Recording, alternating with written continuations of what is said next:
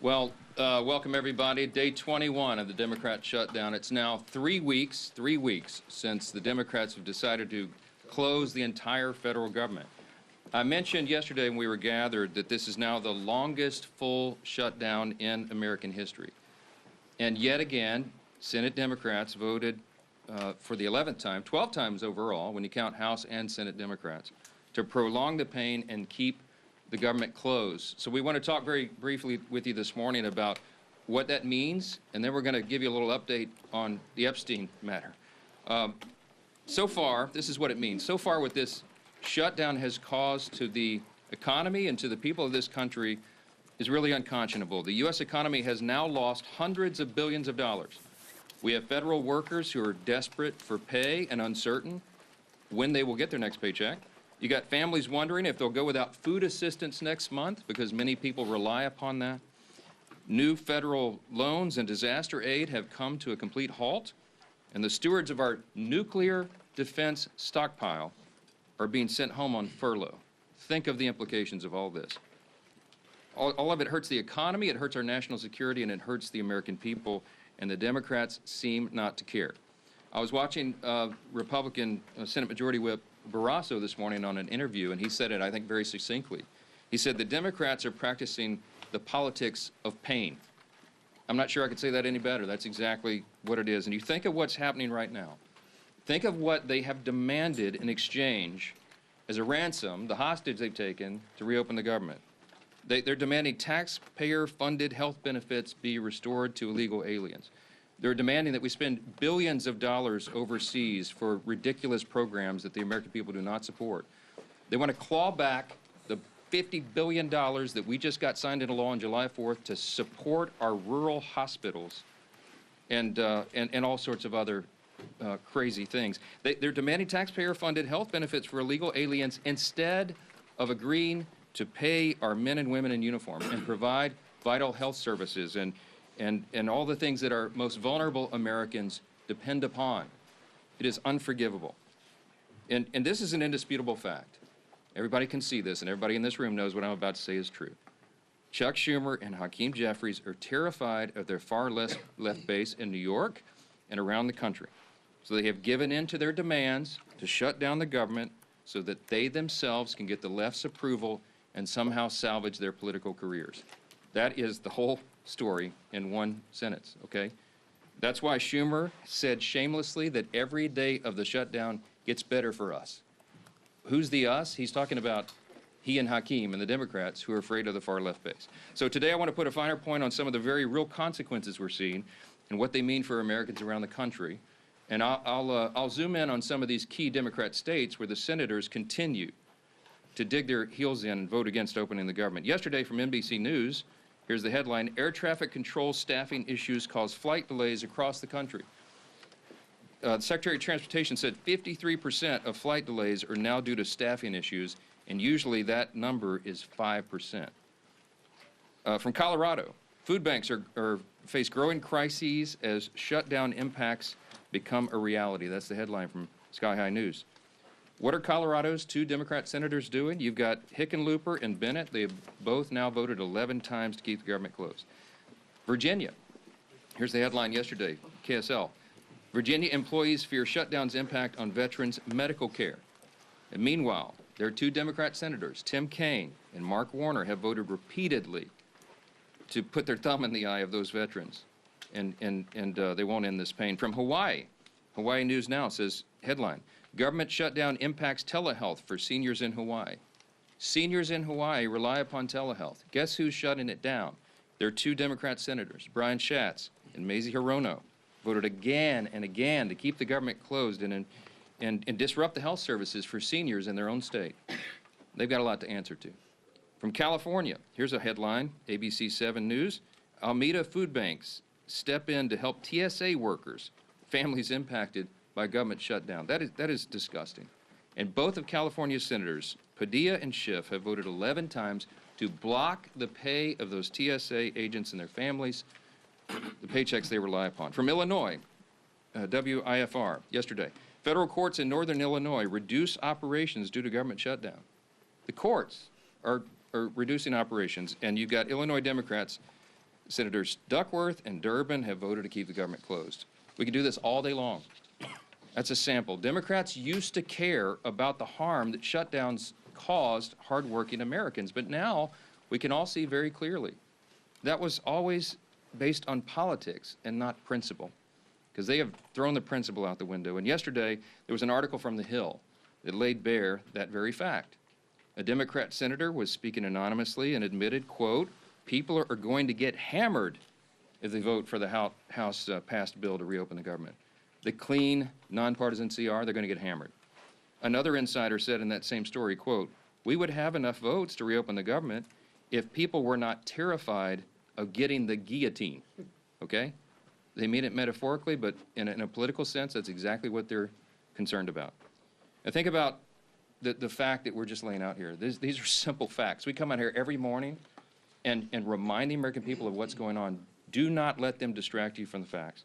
The American people would have an open government if Democrats were not terrified of their radical base. That is the headline. Every single one of you should write that.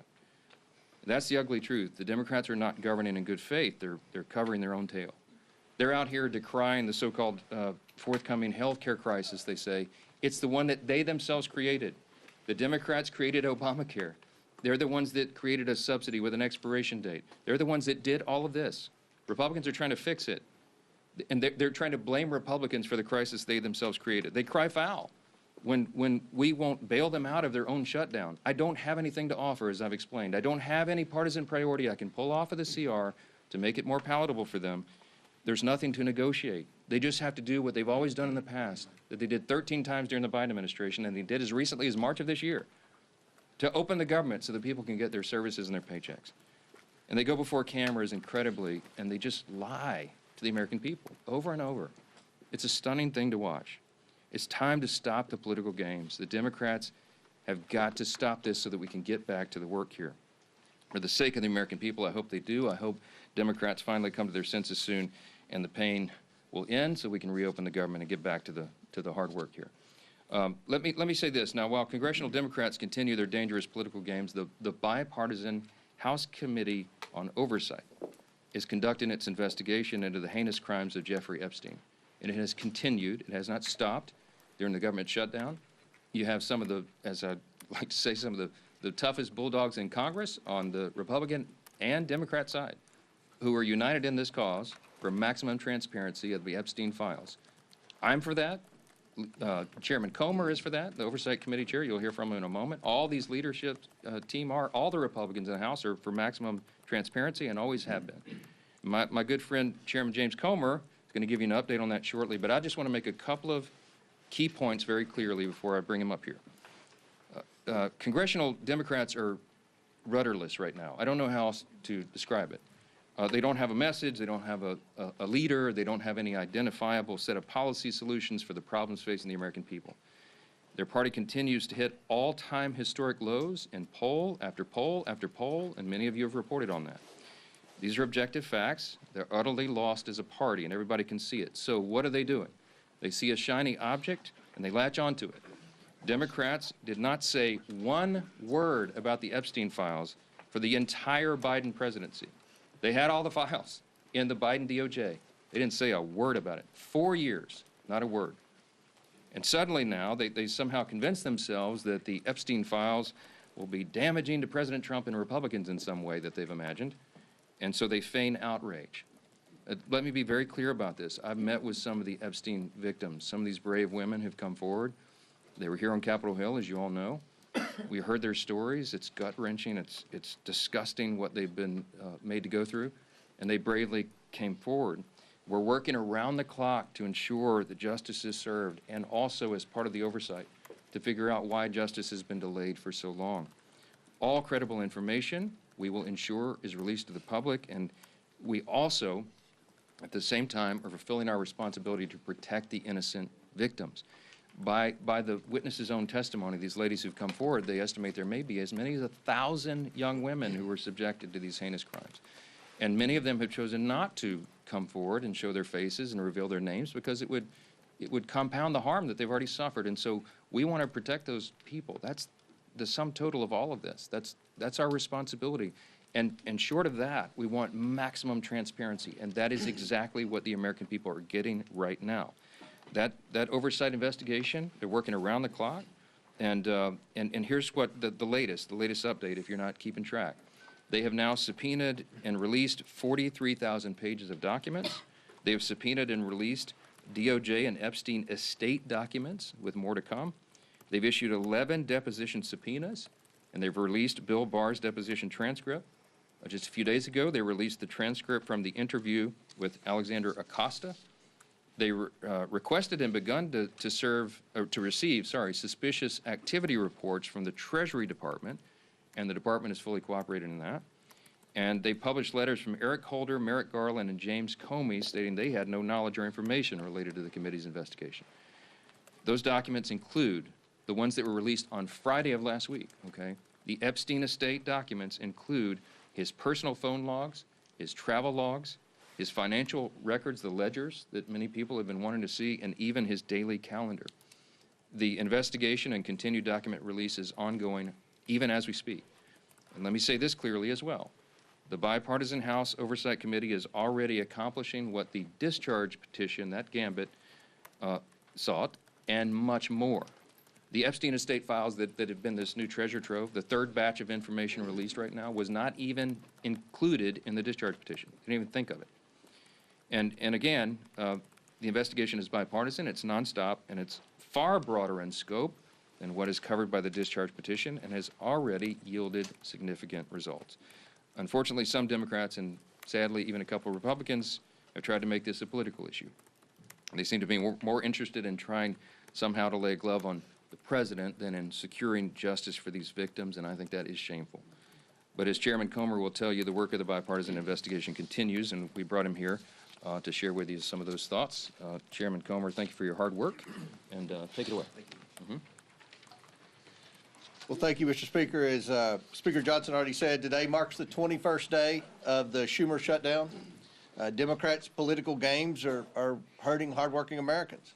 This week, essential federal workers won't receive their paychecks because Democrats voted against paying them. That includes Border Patrol, CBP agents, TSA, FAA staff, DOD civilians, FEMA responders, and Capitol Police officers. The overwhelming majority of Americans oppose this Democrat shutdown. Democrats know it, so they're trying to distract from the fact that they shut down the government by pushing a false narrative about President Trump and Jeffrey Epstein. Let me be clear. No one is protecting Epstein or his associates. The House Oversight Committee is conducting a thorough review of the federal government's handling of the Epstein investigation, one that goes far beyond the discharge petition the legacy media is obsessed with. To date, the Oversight Committee has released over 43,000 pages of documents and issued 13 subpoenas. We've conducted a deposition with former U.S. Attorney General Bill Barr and a transcribed interview with former U.S. Labor Secretary Alex Acosta. I don't think I need to remind anyone in here, they are both Republicans and both former cabinet secretaries in the Trump administration. And guess what? Those interviews completely debunked the Democrat smear against President Trump. Barr stated that there was no evidence that President Trump was involved in Epstein's criminal activity.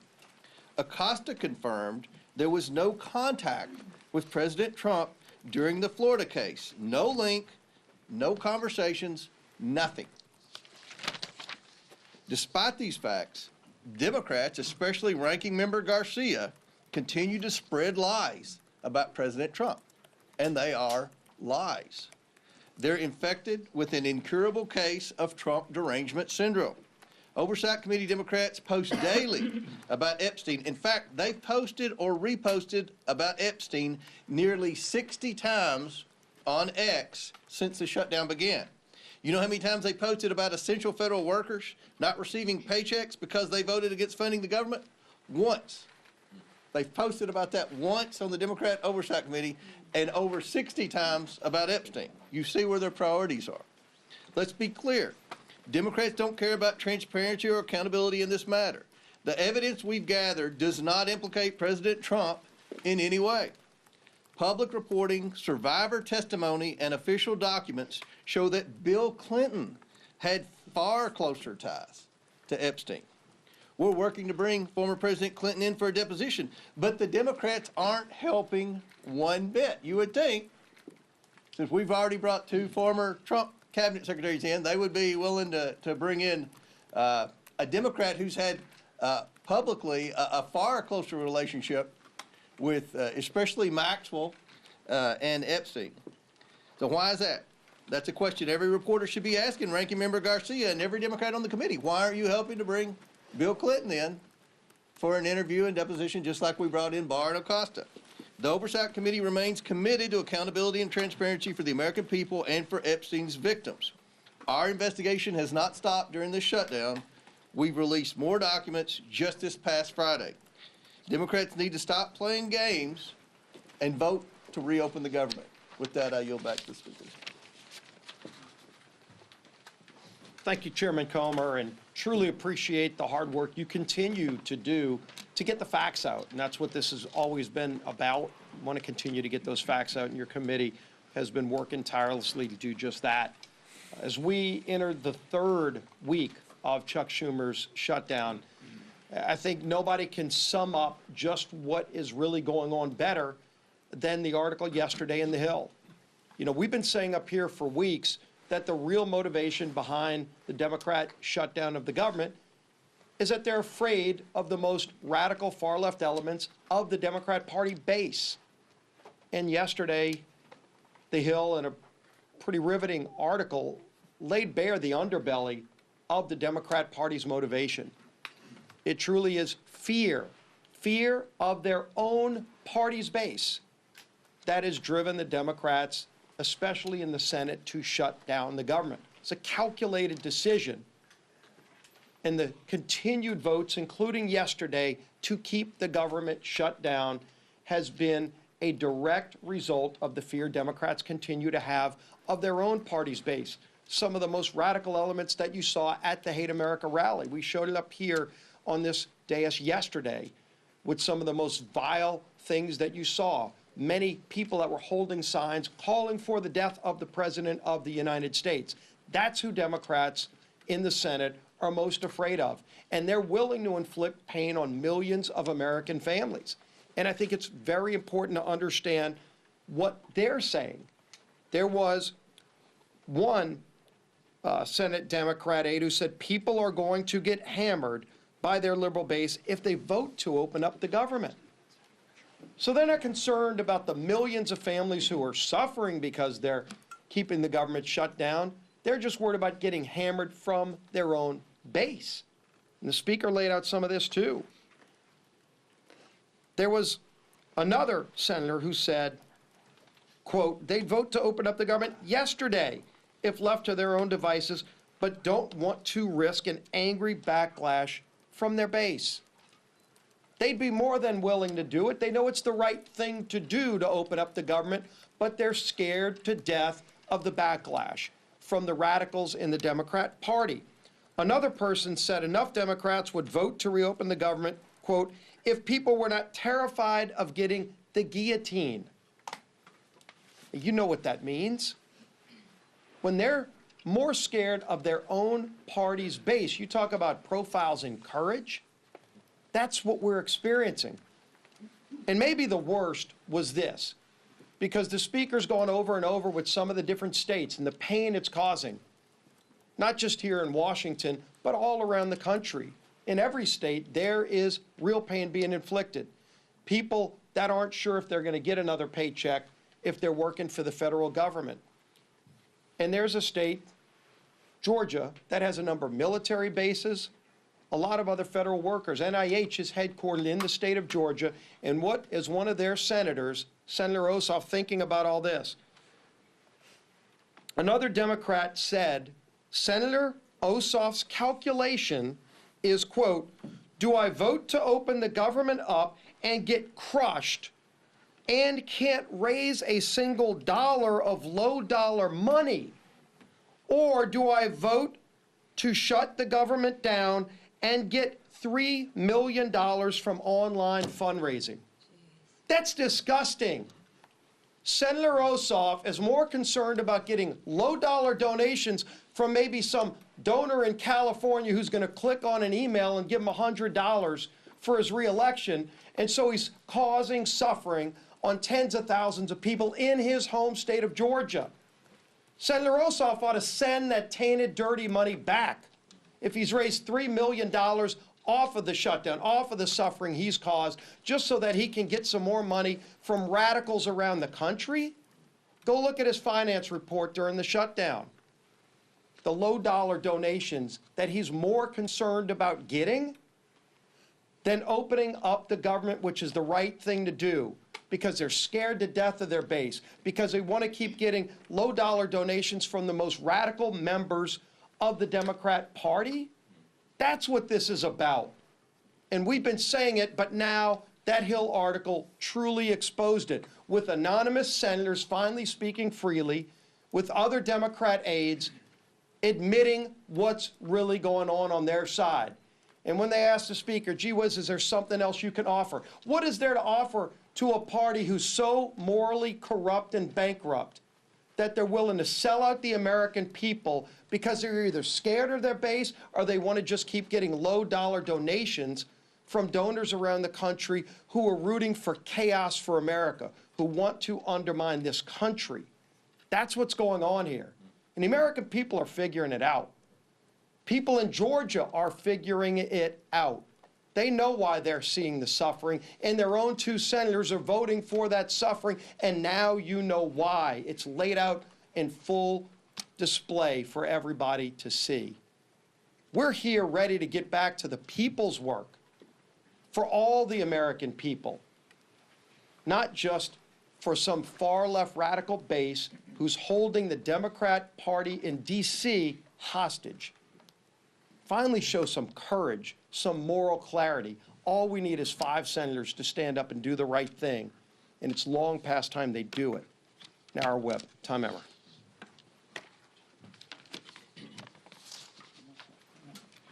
Welcome to day 21 of the Democrats' shutdown, where Democrats have now voted 12 times against funding our government. Why is that? I'm going to read the same quotes from those anonymous Democrats. People are going to get hammered if they vote for the House-passed bill.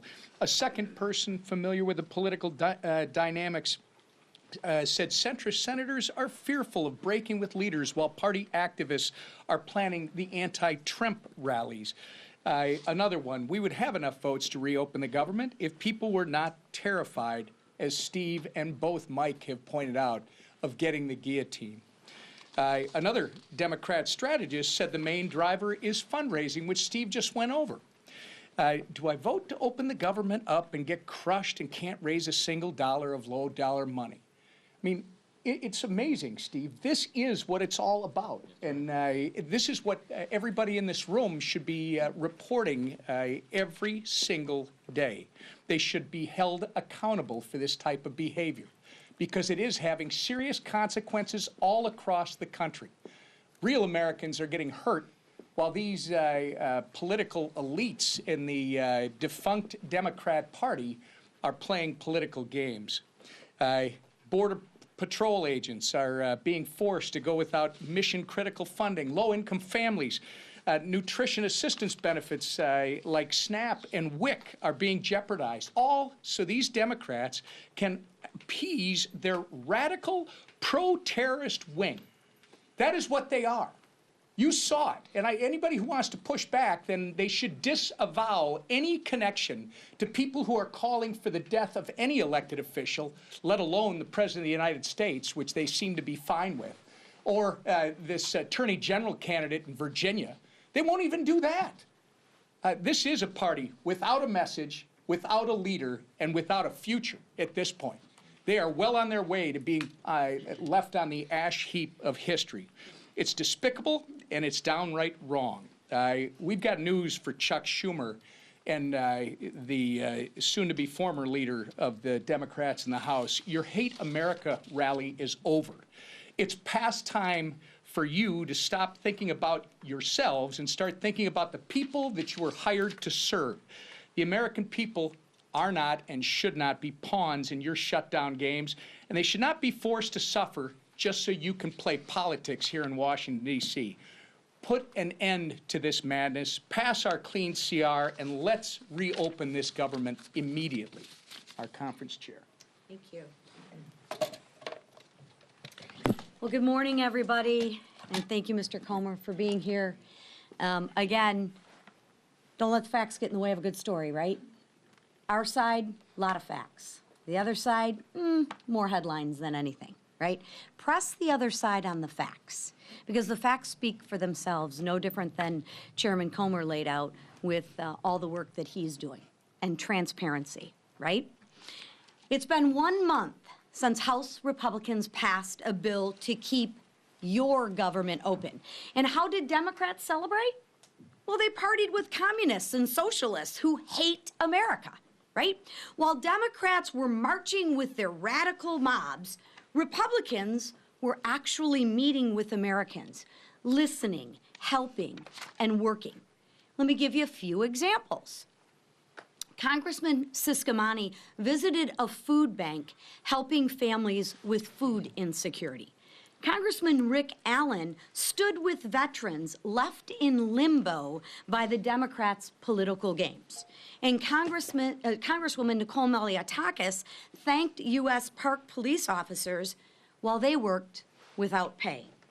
That's the contrast. Because as the leadership team behind me said, I'm sure those low dollar amounts that they're raising, they're probably giving those monies back to the food banks and those people, right? No, they're putting it in their pockets. Republicans are working to help constituents navigate the chaos Democrats created when they chose to shut down the government. And the government and a shutdown should never be used for more wasteful spending. Democrats are performing for their radical audience. We see it time and time again. One side shows up for the American people. The other side shows off for their social media. The bottom line is this: Democrats are not fighting for you. They're fighting for the most radical 1% of their base, and of course, that low-dollar fundraising number. They're also leveraging the shutdown to demand $1.5 trillion in wasteful spending, climate pet projects in foreign countries, and health care for illegals. But Republicans won't cave. We won't fund the waste, fraud, and the abuse that the Democrats so violently and vehemently advocate for. We won't hand your tax dollars to illegals. Those are your tax dollars. And we won't let radicals dictate America's future. So it's time for the Democrats to wrap up the photo shoots and end the who's more radical contest and vote to reopen the government. Let's get the government reopened for our troops. Let's get the government reopened for our families. And let's get the government reopened for the American people. Thank you. Questions? Far right, yes, sir. Yeah, a CR is only one way to fund the government, and some of your members are kind of uncomfortable with being out on recess for a month. So why not bring everybody back, work through the appropriations that you haven't passed yet, and sort of do an end run around Hakeem Jeffries? Yeah, so couple things. First of all, 99.5% of the House Republicans understand exactly what we're doing. They agree with it. We talk regularly. We'll have another conference call later today. They have been out doing very essential, very important work in their districts, and their constituents appreciate that. I mean, they've been everywhere because, as Chairwoman McClain said, they've got to help cover the bases for the crisis that's been created by the Democrats. Now, the calculus and the strategy on when I bring everybody back, people have said, are you going to change your strategy? And I've said to you all very plainly, in good faith, we don't have a political strategy here. I don't have a strategy. We're just trying to do the right thing. We did what has been customary here and passed a simple CR. Again, this is really important, and it should be a headline in your journals as well. This is the first time in history that any party has shut down the government over a clean CR. It's a clean CR. That's the whole thing. There's nothing much more we can do. With regard to appropriations, the House Appropriations Committee has done its work. They got all 12 of the bills through committee, bipartisan fashion, by the way. Got them through committee. Now we got 3 off the floor. Senate got 3 off the floor. They don't match exactly, so they're going to conference committee. The appropriators are working during this period when we're not here on the floor. They're working and coordinating amongst themselves across the aisle and across chambers to get the next batch of approps ready and teed up for House passage. As soon as we get back to regular legislative session, we look forward to doing that, and the clock is ticking. Remember this as well. The CR was set to November 21st. Was that a random date? No, that date was chosen by Republicans and Democrat appropriators, decided upon to allow for 7 additional weeks so they could finish the job that you just asked about. Right now, the great irony is the Democrats who say they want everything to be done, they are the ones that are eating up the clock. They're preventing that very thing from happening. So many of you have asked me in the hallway, is November 21st going to allow enough time? That's becoming a very dicey prospect right now because we need every single day. Now, the appropriators are working right now. As we speak, they're working on it. I myself have spoken to appropriators in the Senate on the Democrat side. I mean, we're trying to prepare this work and to get it done as soon as possible, but it is true that the pressure gets turned up every day of the calendar that's eaten up by the Democrats' political nonsense. Back row, yes, sir, on the best. Thanks. CBS News is out with reporting this morning that a pardoned January 6th rioter was charged and arrested this week with threatening to kill Hakeem Jeffries. Do you have any reaction to that? No, terrible. That's the first I've heard of that. I don't know anything about it. But anybody who threatens to kill any political official, we denounce it absolutely. They ought to have justice fall upon their head. All right? How about that? Yes, sir. Second row right here. Thank you, sir. The Senate has sort of had this will-they, won't-they relationship with a Russia sanctions bill that has overwhelming bipartisan support. Would you like to see the Senate have a more accelerated timeline? And if they pass it during the shutdown, would you bring the House back to vote on it? Well, I don't anticipate it'll be passed during the shutdown, but there is a big appetite among Republicans, House and Senate, I can tell you, for tough sanctions on Russia. The president, as you know, you can take him at his own word, he's lost his patience with Putin. He's not a good faith operator. Obviously, he's the aggressor in an unjust war, and it needs to end. The president's using every leverage point he has to bring that a resolution, bring an end to that war that's killed so many people and cost so much money, and it's just been a terrible thing. Everybody on the world stage, I talked to my colleagues, my counterparts, the speakers of the various parliaments of the other free countries, the G7 and others, and everybody's unified on this. Everybody wants this to end. President Trump's the only strong enough figure on the world stage who has a chance of doing that. And you know he's bent over backwards to make it happen. Now, what we need right now is we need good faith on the part of Russia and Ukraine, that they would come to the table to work on a diplomatic solution to bring this to an end. The president's trying to force that in every way he can. The Republicans in Congress are ready to provide support for that, and any leverage that we can, including sanctions, we're open to, and we'll see how that develops. For sure. Mr. Speaker, getting back to the threat to Hakeem Jeffries, this is one of a number of individuals that were pardoned as a result of January 6th who have been rearrested on various charges. Did President Trump make a mistake by just offering up a blanket pardon for every single person that was convicted as a result of I don't know any of the details of this at all. I don't know who's been alleged to have been involved in this. I will say that anybody who threatens political violence against elected officials or anyone else should be have the full weight and measure of the Department of Justice on their head. I trust that that'll happen. I hope it will. We are intellectually consistent about that, obviously. I will tell you this. The violence on the left is far more prevalent than the violence on the right. Don't make me go through the list. You all know it. All of these the assassination culture that's been advanced now, this is the left in almost every case that is advancing this and not the right. So let's not make it a partisan issue. You don't want me to go there. We're just going to say anybody, any deranged individual, this has to stop. And the rhetoric that you saw on display on Saturday, we highlighted yesterday, it plays into this, okay? There are people that get triggered. There are deranged people in society when they hear elected officials participating in a rally that was paid for by Soros and sponsored by communists with signs and placards and mantras that were repeated that we should bring death to, fascist politicians. What they mean is they call every Republican a fascist now. They're calling for the death of elected officials. Please, enough of that. We got to stop it. Stop the rhetoric, stop all the nonsense, and stop the violence. What about the blanket pardon, sir? Was that the blanket pardons? Was that look, appropriate? I'm not going to address it because I'm not sure of the details of this, and I think we've said enough. You know where we stand, and every one of you should stand there the same way. We denounce violence from anybody, anytime. Those people should be arrested and tried. Mr. Speaker, should the president have